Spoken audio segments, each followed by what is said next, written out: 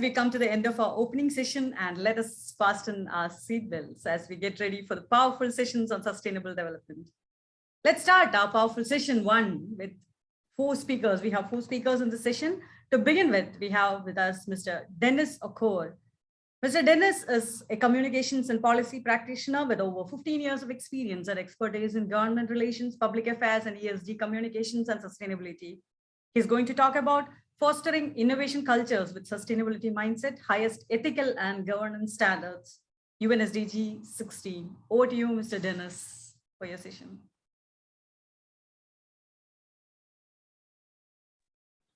Thank you very much. Good morning, good evening, and good afternoon, everyone who's joining this wonderful forum today. And thank you so much, Dr. Hind and Bebas, for the opening remarks, which have really put into context the wonderful forum that has been put together by the team from GCPIT under the leadership of Santosh. Greetings from Nairobi, Kenya. It's a wet afternoon, late afternoon, and I'm very excited to be here from Nairobi. I'll be speaking with you today, and I'll be guiding this conversation using a slide. So I'll be sharing a slide with you in a short while. But more importantly, I would like to just echo the sentiments of the earlier speakers in terms of the importance of sustainable development goals, which I cannot overemphasize, because this is a timely a forum that has come to bring us into this focus. And I will really encourage all of us that this should not be another forum that we are attending, but it's very important for us to take forward this as an opportunity to really go back to our communities, go back to our businesses, to really make this happen. Because if we're able to make this happen in our spheres of influence, we're able to create a world that we all desire. So it's very great to be here among founders, among industry leaders, and experts to share my thoughts in this. And I'm sure that from today and even as the coming days, as we deliberate on these matters, that we are building collaborations, and we are building on the Sustainable Development number 17 towards strong partnerships that can drive this forward. And as Dr. Hinda said, that all these SDGs, they're interconnected, they go together, and they are underpinned by creating an impact around the 5 pillars of SDGs. So it's very important to speak about this. So today I'll be focusing my talk on SDG number 16, and I'll be speaking about the subject of fostering innovation and cultures, with more importantly having that sustainability mindset and seeing how can founders be able to integrate this into their businesses so that they can be able now to have this as part and parcel of them. So it's very important to first understand that in the world that we live today, it's a VUCA world, meaning that it's a volatile world, it's uncertainty, there's complexity, there's ambiguity. And this has further been compounded with the other aspects like Mr. COVID, which Mr. Babers have just mentioned about.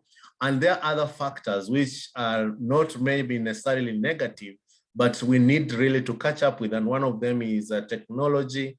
Another one, which is very pertinent, is the issue of the radical changes that are happening in the climate. So those are things that we really need to really have understanding. And how are this affecting our cities? How is this affecting our communities?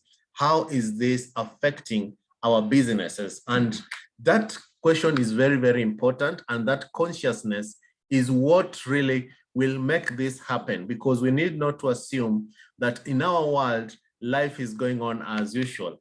We are living in a lot of uncertainty. So that understanding is what calls for having vision, having clarity that we are in this period, and what can we be able to do in order to adopt some of the strategies, adopt a lifestyle, adopt a culture, and even methodologies that can bring agility. And this is this agility that will be able to help us to be able to innovate with a view of being adaptable to the changing environment in this volatility and uncertainty. So in this environment, in as much as it's dire, it is not static. It also moves us with we go as civilization is changing, it is also changing. So that's why having that vision, understanding, and clarity so that we know what are the real issues that we are talking about, it's very, very important. And that is when sustainability really comes in. And as founders existing in the communities, in the cities, where we have a desired need of having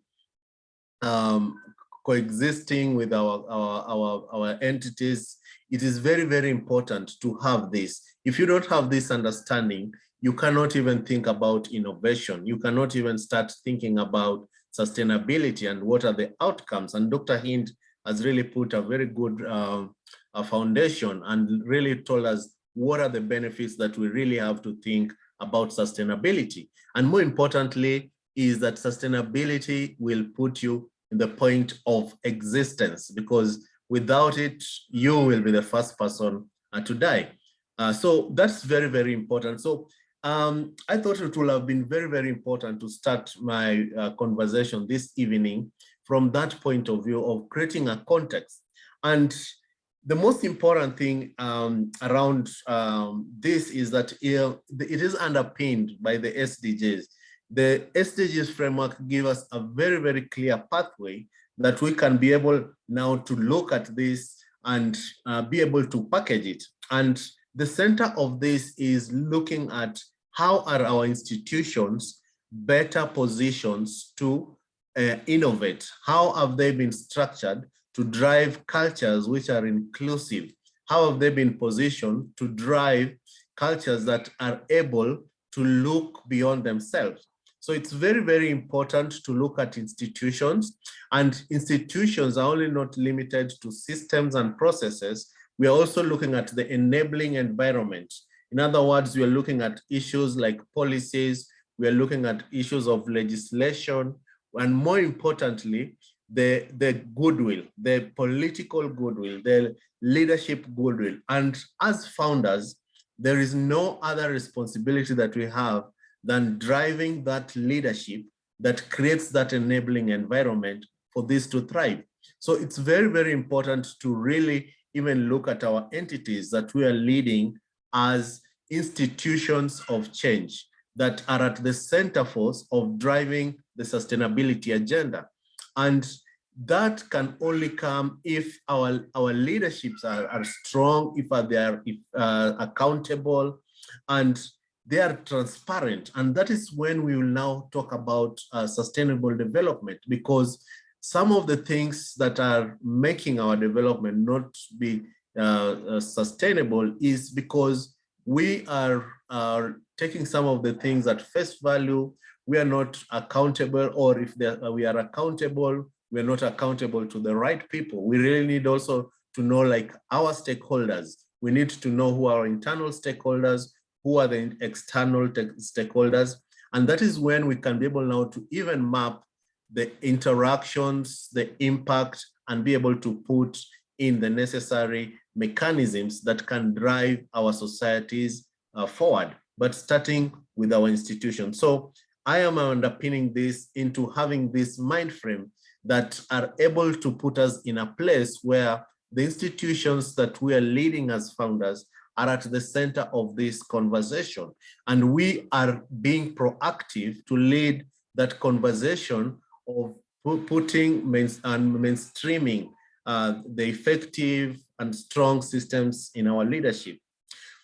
So this is very important. I chose these three aspects because if you look at it, and from our experience in Kenya, like from what I work with mostly, I've worked with the SMEs and small and growing businesses.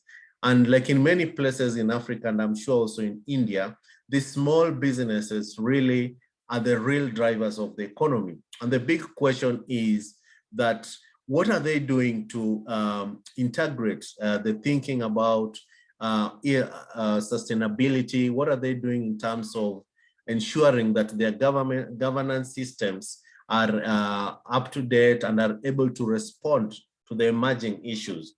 And the preoccupations that they have most is to looking at the profit motive.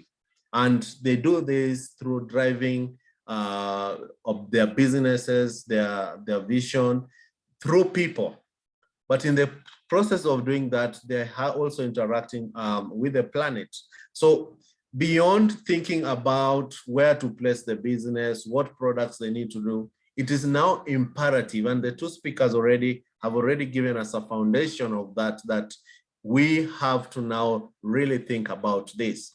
And the way to look at it is to not just desire to change things, to innovate, but we are doing innovation with a very important component of driving value. In other words, we are trying to add not only the quality of our products, but also the quality of life, the experience of all the aspects of life around what we do. And I think that's one of the most important things that the SDGs give us as a framework to think through this, because it gives us a moment also to reflect why we do what we do. And I think when you do that is when you now say, now the times have changed. We now know to rethink how we interact with our planet and how we interact with our people, both externally and internally. And if we do that, we'll be able to reap from the benefits of that. And that is how we unlock value. And for me, it is an issue of looking at how this is driven by the founders, because at that point is where you have to rally all your resources, you have to rally all your systems towards driving that to happen. So innovation is almost all about value. It's if you're not unlocking value, if you're not adding value, there is not innovation. There is no need for you to just change for the sake of changing or doing things in a different way if it is not unlocking value. And why this is important is that we're having this conversation today because we want to make sustainability to be our way of life. We want it to be our culture. Where I come from, there's a way we do things. So I come from the fishing community in Kenya. So there's a way we cook fish. There's a way we go to the lake. There's a way we interact with other fishermen, because that is our culture. And innovation becoming a culture in our entities, in our organization, in our companies, starts from the very, very basic level of idea. So I'm introducing you to the 3 I's, which first of all, I'm looking about what idea, and this is where your vision, your aspirations are put together, where the goals and the objectives of what you want to really do as an entity are enshrined. The second bit of it are the individuals. These are the people who are helping you drive this. These are the people who are working in those organizations. These are people you're interacting with. These are the people who are benefiting from the existence of your organization. And more importantly, as the institution, I already talked about the institution. So when we're talking about innovation, we really need to look at it broadly in terms of these 3 areas. And this is when now we'll be able to unlock the value. And I use this portrait like a piggy bank for the children, where they're saving slowly and slowly. And as Dr. Hind had told us, that this ideally we're doing it as something that is very important, because it will really bring direct benefits to us. And I think that is what I want to point out today, because that is at the center of what founders should be thinking about. So it is important to answer the question on how do we mitigate the consequences of failure when we come forth with new ideas, because that is the challenge that everyone thinks about. And that is why people have fear to innovate and to do things in a different way. But this fear can only be taken away if leaders are able to create a culture of experimentation, a culture that is able to look at the risks of not doing that and putting in necessary mechanisms that can be able to help us to de-risk that opportunity, to de-risk that existence. And that's how people can be able to live. And I came up with a simple framework that some of the things that we can do practically and as takeaways to really make this to happen, because I really wanted to look at this from a very practical way. One of the things is about looking at our values and principles as companies or an organization. How are these resonating with the new normal or resonating with the agenda of sustainability, or the way your values and your principle as a company has been since 1960 is what you're just carrying on along. So I'm challenging you that you need now to go and rethink about it and really align this to sustainability. And by doing that is when now you can start thinking about how this will be fostering that innovation culture, and the sustainability mindset will be put at the highest level. The second part is about measuring impact. And the measuring of impact, I liked what Dr. Hind says, that if you don't measure the right way, you won't do it the right way. I think for me, that was so profound. And it really, really, really inspired me, because we have now to have evidence. And now in this evidence, it will be able to tell us what are we measuring and how are we measuring? Because right now, when we talk about sustainability, there are so many metrics of measuring. Your organization may have its own metrics of measuring. So what are you using? But my message today is that even within your M&E framework, start measuring something. People should now start seeing that we are aligning our measurement of our KPIs on impact. The other aspect is about talent. I'm not saying that today we start asking our employees about climate change and all that, but try to understand the people who are coming to work for you, trying to bring them into that consciousness of thinking about sustainability, thinking about climate change, thinking about their fears, so that with time also you can also start even adding some of those aspects into their job description and even to their career development plan, so that this is really enshrined in the organization. And if you as a leader, you're not driving that, that will not happen.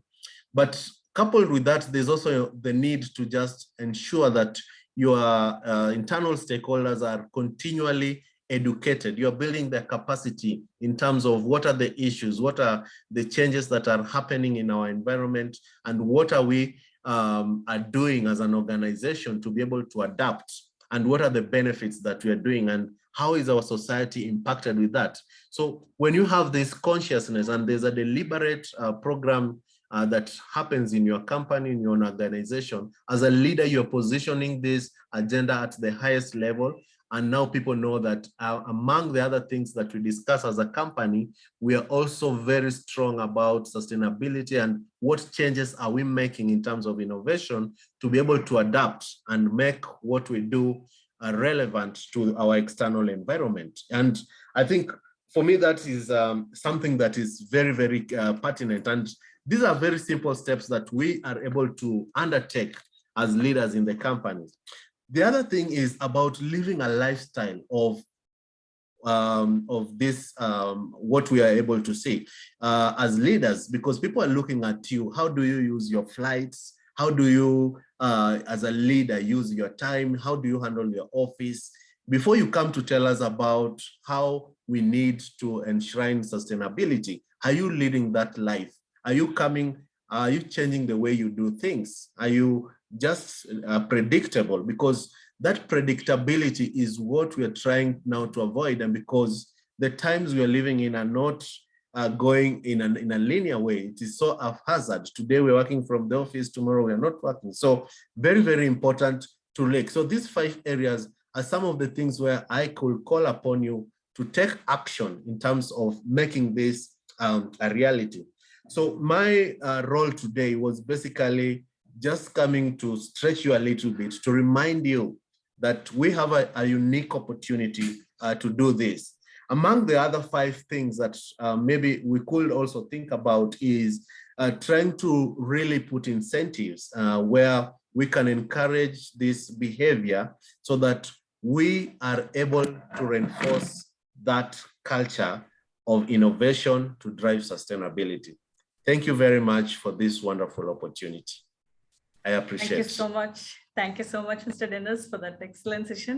I'm sure our audience would have found great value in your session. Looking forward to working with you in the future as well. Thank you so much. Thank you For joining us. Pleasure.